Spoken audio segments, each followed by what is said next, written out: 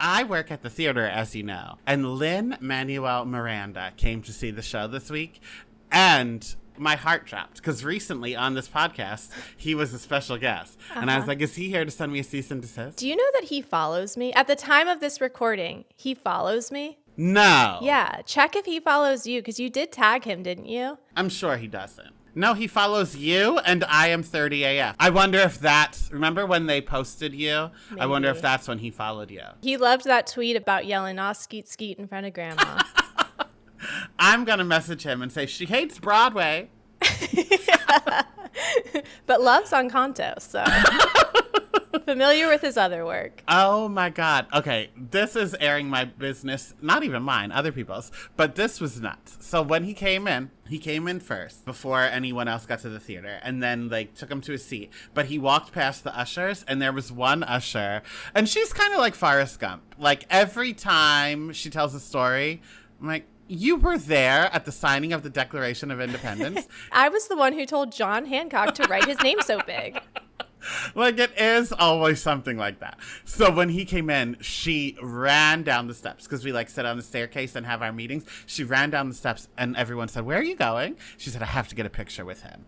And they were like, no, that's inappropriate. We're not allowed to do that. And she's like, I have to get a picture. He's going to know who I am. I saved Puerto Rico.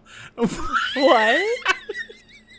It's like Shannon Bedore saying that her dentist told her in a past life she saved many civilizations or whatever. I think that makes more sense. She said she bought 2 like air purifiers. He must have posted a link at one point and was like, Puerto Rico needs your help. So she bought 2 things that he said he wanted people to donate money to. And she was like, and he remembers me in my purple dress. Like, I don't know what purple dress you're talking about, and I'm not going to ask. I love that logic that 2 air purifiers is actually saving Puerto Rico. Did he remember her? So we all said, no, you cannot do that. You cannot go talk to him. So then when the show was about to begin and we're all like standing on our aisles, handing out playbills, we looked and she was gone. And sure enough, we looked down at his seat and there she was taking a selfie. And she came back and she said, he said he loved my purple dress.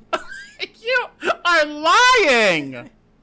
Wow. Anyway, that's that. But also at the theater this week, this man came in. It was like 15 minutes during the show. He came in, he had a suit jacket, glasses, looked like an old white professor. And he said, my wife is in there. I was already in and I realized I left my glasses at the restaurant. I had to run out and get them. I'm just going back in to see the show. We were like, okay. And then once he got through the doors, we said, wait a second. The same thing happened last week. And I think it was him.